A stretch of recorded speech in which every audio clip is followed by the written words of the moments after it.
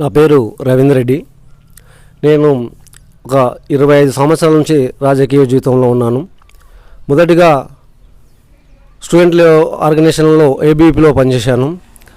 తర్వాత కేసీఆర్ తెలంగాణ పార్టీ ఉద్యమం కోసం పోరాడే టైంలో మనం పార్టీలో జాయిన్ అయ్యి ఉద్యమం చేసి తో పాటు తెలంగాణ సాధించాం. దాంతో పాటుగా కృష్ణారావు గారు కూడా అప్పట్లో తెలంగాణ ఉద్యమం కోసం మంత్రి పదవికి త్యాగం చేసి టీఆర్ఎస్ పార్టీలో జాయిన్ కావడం జరిగింది. తో పాటు సార్ వెంటనే ఉంటున్నాం. సారుతో పాటు రాజకీయంలో మేము కూడా చురుకుగా పాల్గొంటున్నాం. సార్ ఇప్పుడు మరి ప్రభుత్వం వచ్చి 18 నెలలు అయింది. ప్రభుత్వ పాలన ఏ విధంగా ఉంది? ఇప్పుడు ప్రజల్లో స్పందన ఏంటి? మీరేం తెలుసుకుంటున్నారు చెప్పండి. కాంగ్రెస్ గవర్నమెంట్ వచ్చిన తర్వాత మన గవర్నమెంట్ వచ్చినప్పుడు మన తెలంగాణ గవర్నమెంట్ వచ్చినప్పుడు మిగులు బడ్జెట్, కాంగ్రెస్ గవర్నమెంట్ వచ్చిన తర్వాత లోటు బడ్జెట్. అయితే జనాల్లో ఒక వ్యత్యాసం ఏం కనిపిస్తుంది, అప్పుడు లేని స్కీమ్స్ అంటే అప్పుడు మిగులు బడ్జెట్ ఉండడం వల్ల కొత్త కొత్త స్కీమ్స్ కేసీఆర్ స్టార్ట్ చేసిండ్రు. ఆ స్కీమ్స్ వల్ల అప్పుడు జనాలకు కొద్దిగా సరే మంచిగా చేసిందని అనుకున్నాం. తర్వాత రేవంత్ రెడ్డి వచ్చిన తర్వాత మిగులు బడ్జెట్ ఏమి బడ్జెట్ లేకుండా పోయింది.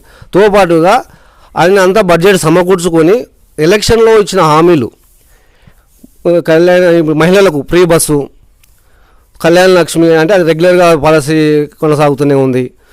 తో పాటుగా ఇందిరామిల్లని వాళ్ళు డబుల్ బెడ్రూమ్లని వాళ్ళు ఒక్కరు కూడా ఇవ్వలేదు. ఇందిరామిల్ని అని చెప్పి మా గ్రామానికి ఎస్పెషల్గా 50 వచ్చినాయి. అట్లా ఇంకా రుణమాఫీ 80%. అప్పుడు బీఆర్ఎస్ గవర్నమెంట్లో మా ఊర్లో అంతా 20% రుణమాఫీ అయింది. ఇప్పుడు 80% అయింది. ఒక 20% ఇంకా కాని పక్షంలో కూడా కొందరు బాధలో ఉన్నారు. అది కూడా భర్తీ చేసింటే ఇంకా మంచిగా ఉండే. తో పాటుగా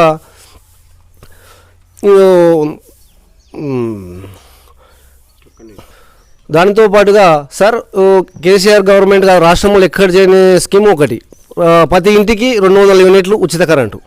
దాంతోపాటుగా బీజేపీ గవర్నమెంట్ ఉన్న రాష్ట్రాల్లో కూడా ఎక్కడ లేదు. సన్న వడ్లకు బోనస్ 500 క్వింటాలకు 500 బోనస్ వస్తుంది. ఇది రైతు భరోసా, రైతు బంధు కంటే చాలా రైతుకు ఇది మంచి పథకం అన్నమాట. ఇది రైతుకు పండించే రైతుకు ఉపయోగపడేది ఈ పథకం వల్ల కాంగ్రెస్ గవర్నమెంట్కి మంచి మైలేజ్ వచ్చింది అనమాట ఈ పథకం వల్ల. దాంతోపాటుగా రైతు బంధు, రైతు భరోసా కూడా ఒకసారి మధ్యలో బడ్జెట్ కారణాల వల్ల వేయలేకపోయాడు. తర్వాత కంటిన్యూ చేస్తున్నాడు. దానివల్ల కూడా ఇంకేం ప్రాబ్లం లేదు.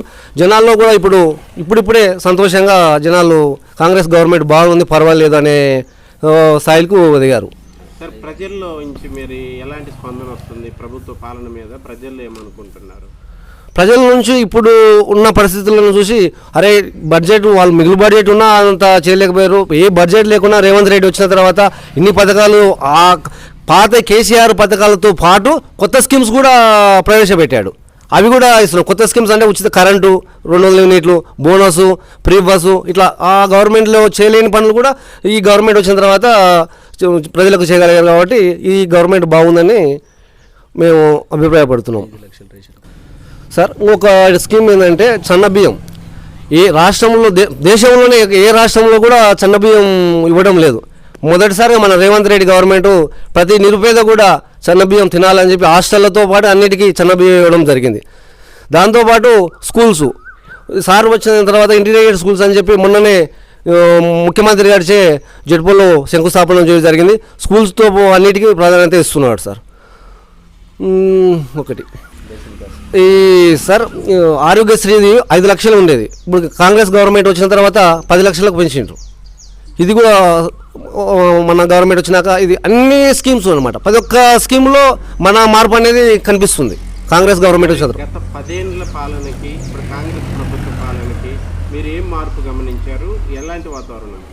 చాలా మార్పు ఉంది సార్. రైతుకైతే సంతోషకరమైనగా ఉంది ఈ మార్పు. మెయిన్గా రైతుల్లో ఆనందం. ఇది ఈ సన్న వడ్లు ఇవ్వడం వల్ల, తో పాటు స్ప్రింకర్లు. ఒకప్పుడు కాంగ్రెస్ గవర్నమెంట్లో స్ప్రింకర్లు, డ్రిప్పు అన్నీ బంద్ అయ్యిండే. ఇప్పుడు స్ప్రింకర్స్తో పాటు డ్రిప్పు అన్ని స్కీమ్స్ రైతుకు అవైలబుల్గా వస్తున్నాయి అన్నమాట. ఈ గవర్నమెంట్లో ఇప్పుడు అప్పటికిప్పటికి చాలా చేంజింగ్ అనేది కనబడుతుంది చూడడానికి. కాంగ్రెస్ గవర్నమెంట్ రాకముందు 7,000 కోట్లు అప్పు ఇచ్చారు గవర్నమెంట్ వచ్చేదాడే. 7 లక్షల కోట్లు 7 లక్షల కోట్లు ఇప్పించారు. ఆ అప్పును ఇంట్రెస్ట్ కడుతూ తో పాటుగా మళ్ళీ రాష్ట్రాల్లో జీతాలు ప్రతి గవర్నమెంట్ ఎంప్లాయీకి 1వ తారీఖు నాడే జీతం ఇచ్చే కార్యక్రమం కూడా చేస్తున్నాడు. కాబట్టి ఎలా దాటుకుంటూ చేయడం అనేది చాలా ఇది ఎంతో కఠినంతో శ్రమ 24 గంటలు దీనిపై శ్రమించి రేవంత్ రెడ్డి గారు చేస్తున్నారు. కానీ అదేదో ఫామ్ హౌస్లో వండుకొని ఉంటే ఈ ఎలా పనులు అయ్యేవి కావు. సార్ మరి మన తెలంగాణ సాధన మెయిన్ ఉద్యమమే నీళ్లు నిధులు నియామకాలు. మరి గత 10 ఏళ్ళకి ఇప్పటికీ తేడా ఏంటి సార్? కాంగ్రెస్ గవర్నమెంట్ వచ్చేదాడే ఒక 60,000 ఉద్యోగాలు భర్తీ చేసింది. దాంతోపాటు త్వరలో ఒక 40,000 ఉద్యోగాలకు నోటిఫికేషన్ కూడా పడుతుంది. దాంతోపాటుగా సార్ ప్రాజెక్టుల విషయంలో మా మహబూబ్నగర్ జిల్లాలోని పాలమూరు రంగారెడ్డి ఎత్తిపోతుల పథకాన్ని అసలు ఏమీ ₹1 పని కూడా చేయలేదు 10 సంవత్సరాల్లో. అంటే ఆయన కాళేశ్వరాన్ని పెట్టిండు, కాళేశ్వరం కుప్పకూలిపోయింది. 1000 కోట్లు కమిషన్లు దండుకు తిన్నారు. కానీ ప్రాజెక్టులో ఆయన చేసింది ఏమీ లేదు, అంతా సున్నా. కమిషన్ల కోసం ఆ కాళేశ్వరం కట్టుకున్నాడు. ఆ కాళేశ్వరం ప్రాజెక్టుతో కమిషన్లు ఉన్నాడు, వాళ్ళ కుటుంబం బతికింది. అంతకుమించి ప్రాజెక్టులలో ఆయన చేసింది ఏం లేదు. కంపల్సరీ మాకు ఒకటి sir Singotam to Gobaldinne link canal కూడా ఉన్నది. రేవంత్ రెడ్డి గారు వచ్చిన తర్వాత అది కూడా పనులు స్టార్ట్ అవుతున్నాయి. మొన్ననే కృష్ణారావు గారు భూమి పూజ చేశారు. ఆ పని కూడా అయితే మా గ్రామానికి నీళ్లు సస్యశ్యామలంగా వాడుతాయి 2 కారులు. ఇంకా మాకు ఆ ఒక్క ప్రాజెక్ట్ అయితే మాకు వాటర్ ప్రాబ్లం అనేది తీరుతుంది. ఆ ఒక్క ప్రాజెక్ట్ కావాలని కోరుకుంటున్నాం సార్. సార్ మరి త్వరలో స్థానిక సంస్థల ఎన్నికలు రాబోతున్నాయి. సర్పంచ్, ఎంపీటీసీ, జెడ్పీటీసీ ఎన్నికల్లో మరి ఈ ఎన్నికల్లో ప్రజలు ఏ పార్టీకి మద్దతు ఇచ్చే అవకాశం ఉంది? 100% కాంగ్రెస్ పార్టీకి మద్దతు ఇస్తారు. ఎందుకు అని అంటారు అంటే మనం చేసే పథకాలు అనేది అదే ఇంకా జనాల్లో కొంచెం చుచ్చుకోపోయిలోకి మేము చెప్పి అడ్వర్టైజ్మెంట్ చేసుకోలేకపోయింటామో. కానీ 100%గా జనాల్లో ఒక అవగాహన వస్తున్నారు. ఇన్ని ఫస్ట్లో స్టార్టింగ్లో ఏం లేదు అనుకున్నారు. కానీ ఇప్పుడు ఒక పాలన సమయం పెరిగే కొద్దీ అందరూ కూడా అర్థం చేసుకోగలుగుతున్నారు. అప్పుడు ఎట్లా ఉంది, బడ్జెట్ లేకుండా ఏమనేది ఇప్పుడు ఎట్లా చేస్తున్నారని ఉంది. లోకల్ ఎలక్షన్లో మాత్రం ఈ గవర్నమెంట్గా ఆపోజిట్గా పోయే ప్రసక్తే లేదు. జనాలు కంపల్సరీ ఎంపీటీసీ అనుకోండి, జెడ్పీటీసీ అనుకోండి, సర్పంచ్లోని ఏకదాటిగా కనీసం 8 నుంచి 90% కాంగ్రెస్కే వచ్చే ఛాన్సెస్ ఉన్నాయి. ఇప్పుడు కాంగ్రెస్ పార్టీకి వచ్చి 18 నెలలు గడుస్తుంది. ఇంకా ఒక 3.5 సంవత్సరాలు వస్తుంది.